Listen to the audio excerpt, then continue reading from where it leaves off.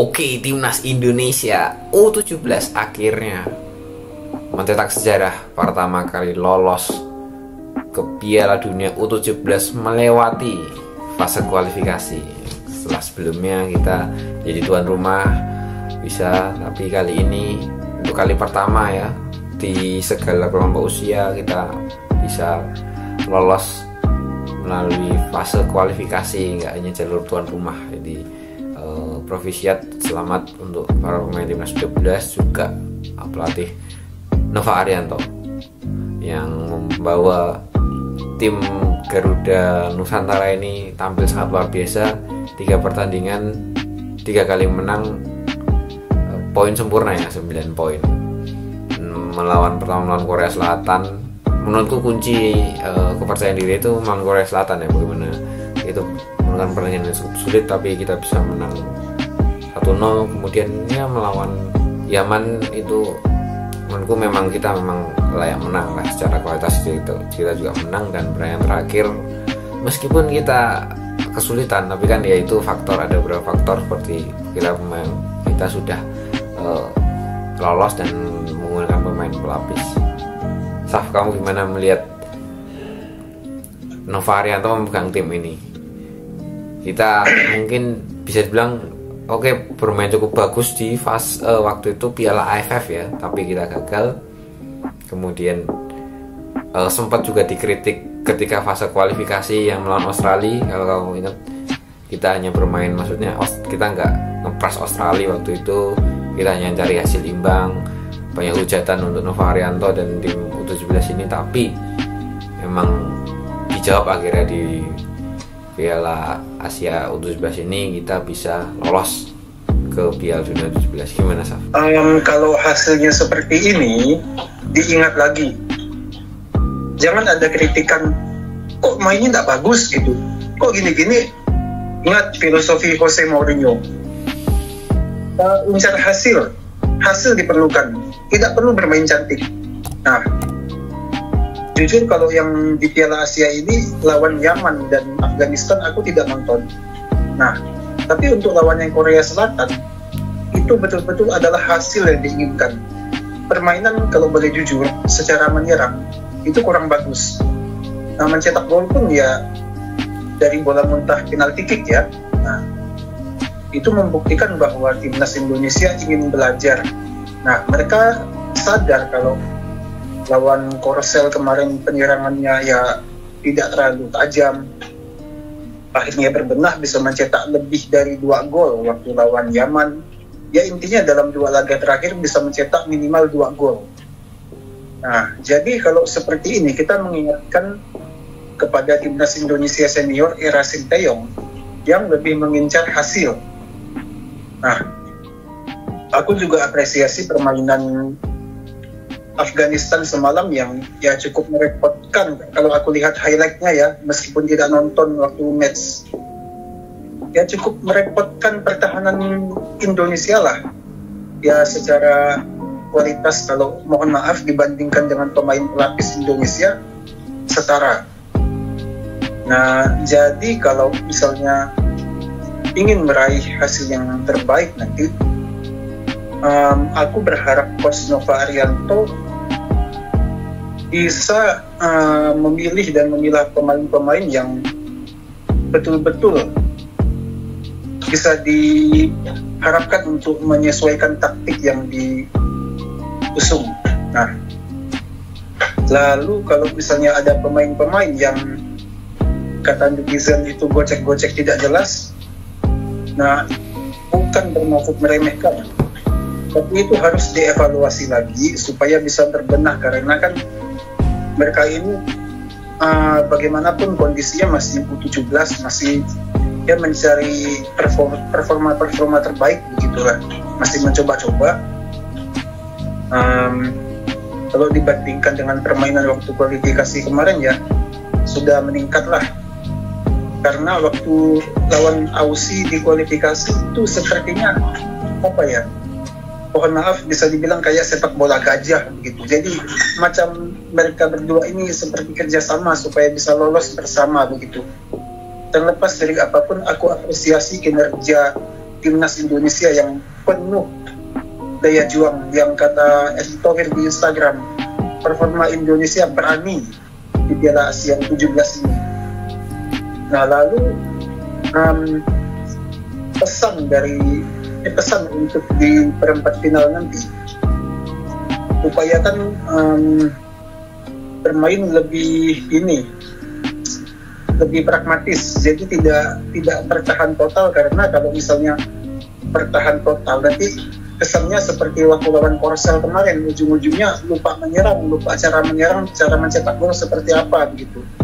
Pragmatis sangat diperlukan oleh timnas Indonesia U17 ini. Kalau misalnya memang ingin bermain bertahan, oke, tidak masalah, karena ini adalah babak belur. Jadi bisa ditentukan lewat adu penalti kan. Nah, tapi kalau dari fase ini adalah mental. Adu penalti kan ya bukan adu kiper, bukan adu pemain, tapi adu mental gitu. Mental juga harus diutamakan. Misalnya kalau syukur-syukur lolos ke semifinal kan ya, bisa bertemu tim-tim top nanti seperti ya itulah Uzbekistan atau enggak Korea ataupun Jepang begitu. Sekali lagi aku apresiasi atas perjuangan timnas Indonesia ini, semoga pragmatis akan diperlihatkan. Ya, bagaimana kemarin Novarianto ini kan memang disebut-sebut Sintayongisme yang bagaimana dia menerapkan gayanya mirip dengan Sintayong di timnas Indonesia kemarin, tapi pun Kluivert kan waktu di timnas terutama di peringkat kedua melawan Bahrain pun juga gaya mainnya juga mirip. Jadi ini aku rasa ini adalah keselarasan antara tim junior dan tim senior. Jadi bagaimana kemarin kita juga bisa lihat Matthew Baker di belakang itu juga permainannya kan disebut-sebutkan mirip Justin Hubner, kemudian Putu Panji seperti Rizky Ridho, Evanda di tengah seperti Tom Haye, atau ada yang sering bilang dia juga mirip Marcelino, bisa ke depan Goli, mirip Ragnar seperti itu. Jadi kita melihat adanya keselarasan antara tim junior dan senior. Tapi Yos, kamu melihat perkembangan timnas U17 sejak mungkin bisa bilang sejak AFF ya, tim ini dibentuk AFF sampai ke Piala Asia dan nantinya kita akan main di Piala Dunia. Apa menurutmu hal yang selalu bisa diperbaiki oleh Novarianto? Iya, kemarin memang keberhasilan timnas kita menyapu bersih ya 9 poin 3 laga, tidak terlepas juga dari sebenarnya adalah basic pertama dari permainan ini. Kalau tidak dibutuhkan atau memiliki mentalitas yang tinggi, mungkin timnas kita tidak akan bisa bermain seatraktif seperti 3 laga kemarin ya gitu. Karena memang fighting spirit ini memang sangat terlihat, bukan karena mereka masih muda, tetapi ada rasa keinginan ingin menunjukkan yang terbaik atau eagerness-nya itu. Aku lihat kemarin memang luar biasa beberapa kali terlihat ya. Artinya tim ini memang ketika sudah berlaga di kompetisi level Asia itu tidak merasa sebagai tim yang inferior untuk menghadapi lawan-lawan yang ada di Piala Asia, terbukti seperti Korea Selatan. Itu menjadi salah satu mungkin modal utama. Tetapi terlepas dari situ, kalau kita nanti bahas lebih dalam ke taktikal ya, tentu ini adalah salah satu variasi terbaru juga dari Coach Novarianto, memberikan sentuhan yang baru ya kepada timnas U17, bahwa memang ternyata tidak hanya modal fighting spirit, tetapi dari segi permainan pun Coach Nova juga mampu mengimplementasikan apa yang menjadi legacy di timnas senior saat ditangani oleh STY gitu. Salah satu ciri khas yang paling terlihat ini sebenarnya adalah kemampuan para pemain di adik kita 17 ini untuk trigger press gitu, membaca pemicu pressing, sehingga nanti kan basicnya ketika kita transisi positif itu ketika kita mampu membaca situasi di pertandingan ya, pergerakan dan bolanya menjadi lebih akurat, karena memang ya ini sudah kita ketahui bahwa basic dari timnas senior juga di permainan ini sebenarnya juga adalah counter press gitu, kemampuan membaca serangan lawan atau mengintersepsi lawan itu yang dapat dikombinasikan, karena ketika lawan Yaman maupun melawan Korea Selatan kan gol-golnya juga berawal juga dari trigger press gitu ya, lawan memicu tapi kita mampu memainkan momentum yang terbaik untuk melakukan counter press. Itu yang menjadi nilai plus dari timnas kita U17 ini, bahwa kemampuan taktikal ternyata memang bukan hanya sekedar dipertontonkan atau diterapkan, tetapi para pemain per individu ini bisa mengimplementasikan dan mengaplikasikannya di lapangan secara baik gitu. Alhasil memang kita bisa meraih 3 poin. Jadi kalau kita lihat sekarang perkembangan di tahun 17 ini tidak hanya bisa dikata dalam tanda kutip ini levelnya junior masih 17 nanti, tetapi kita punya optimisme gitu, meskipun memang iya karena secara kompetisinya jelas berbeda dengan senior, tapi karena U17 ini kita kemarin memberikan warna yang baru, jadi kita kan masyarakat bisa melihat kualitas permainan yang dimiliki ini sangat berbeda. Tentu ya tidak ingin lagi mengcompare dengan yang senior dan U20 gitu, tetapi kan secara permainan jelas terlalu sangat berbeda gitu, kemampuan membaca trigger press, kemudian pergerakan tanpa bola, off the ball ya, kemudian bagaimana momentum itu terutama adalah decision making ya kalau decision making mungkin di kategori 17 masih terlihat ya itu kelasnya U17, tapi memang tidak mengapa karena negara-negara lain pun yang masih berkutat di area U17 di timnya junior itu juga memiliki masalah decision making yang masih perlu diasah lagi. Mali saja yang kemarin menjadi tim terbaik di Piala Dunia, Indonesia pun juga aku lihat ada beberapa decision making ketika pemain nomor 9-nya itu mengambil keputusan tidak tepat, sama seperti ketika kita menghadapi Korea Selatan kemarin ya, itu sudah one on one, tapi ya itulah karakter pemain usia muda kita yang harus lebih lagi ditingkatkan untuk menjadi setidaknya menjadi lebih baik lagi gitu. Tapi karena kita melihat salah satu kolektivitas permainan yang luar biasa, jadi optimisme masyarakat akan bertambah lagi. Jadi kita tidak hanya sekedar mencari istilahnya kemarin sebelum laga dimulai kan tiket menuju Piala Dunia minimal lolos ke fase gugur, tapi kita sekarang juga ternyata bisa loh kita lolos ke perempat final, dan selanjutnya apa yang akan ditarget PSSI ke depan ketika sudah lolos Piala Dunia tentu kan memaksimalkan turnamen ini sebagai ajang persiapan untuk ke Piala Dunia nanti di bulan November ya, karena kan tentu pasti lawan-lawannya akan lebih mudah ya, tentu tidak sedikit yang memiliki kualitas yang sepadan, tetapi perlahan-lahan kemampuan timnas kita akan diasah melalui level seperti ini gitu. Jadi kita menganggapnya nanti ke depan siapapun lawan di perempat final nanti pastinya ini adalah salah satu momentum yang bagus untuk timnas U17 kita menyambut nanti Piala Dunia di bulan November. Jadi teruslah kita istilahnya bisa bereksperimen, beruji coba dengan salah satu laga yang krusial gitu. Ini yang jarang didapatkan oleh timnas-timnas sebelumnya, karena sering kali kan kita tidak bisa melihat bahwa progres timnas U17 ini memiliki kemajuan yang sangat pesat di bawah Nova Arianto gitu. Jadi istilahnya kalau TC-nya pun sudah berbulan-bulan itu ya tidak jadi bulan-bulanan gitu ya. Jadi memang betul-betul menunjukkan progres yang bagus. Meskipun itu juga kita ada kritik ya, kenapa TC itu dilangsungkan lama di timnas, karena ya memang untuk mengakali tidak adanya kompetisi usia dini di sepak bola lokal kita. Ini kedepannya yang mungkin yang akan diperhatikan lebih dari para pemimpin yang ada di federasi kita. Ya, pro kontra juga, walaupun kita lolos tapi pro-nya memang kita ini luar biasa bisa lolos ke Piala Dunia U17 melalui fase kualifikasi. Tapi cons-nya adalah bagaimana Piala Dunia U17 lewat Piala Asia U17 kan ini regulasi yang baru.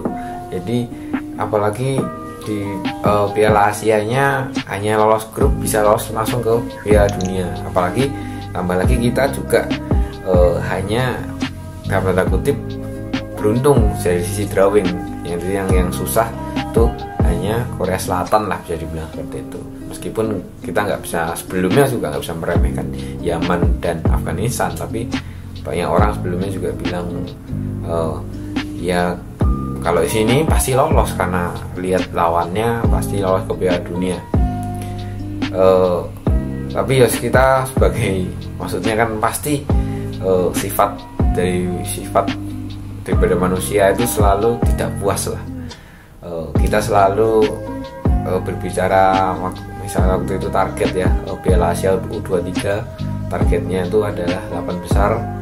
Akhirnya kita bisa sampai ke semifinal, tapi di semifinal pun setelah target tercapai itu kemudian drop, kita kalah di 3-4, kita kalah, dan di playoff Olimpiade waktu itu kita kalah. Begitu pula di Piala Asia Senior di Qatar ya waktu itu. Target adalah 16 besar, kita lolos sampai ke 16 besar, tapi di 16 besar udah selesai. Jadi selalu ketika target itu sudah tercapai dan melihat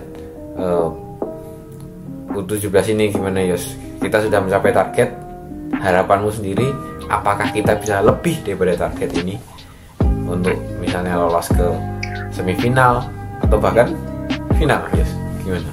Iya, kita kan kemarin lihat memang dalam 3 pertandingan itu boleh dibilang dalam kesiapan atau keseriusan timnas kita ini sebenarnya memang dari awal sudah luar biasa ya. Memang karena kita itu terbiasa punya target, jadi ya mau tidak mau target itu kan juga harus direalisasikan dengan baik ya, dan memang sudah tercapai. Tapi ketika kemarin misalnya lawan Afghanistan, ya mungkin memang ini adalah salah satu waktu terbaik untuk melakukan rotasi pemain, karena memang hampir sekitar 7 pemain tidak berada di line up ketika menghadapi 2 laga sebelumnya ya, Yaman dan Korea Selatan.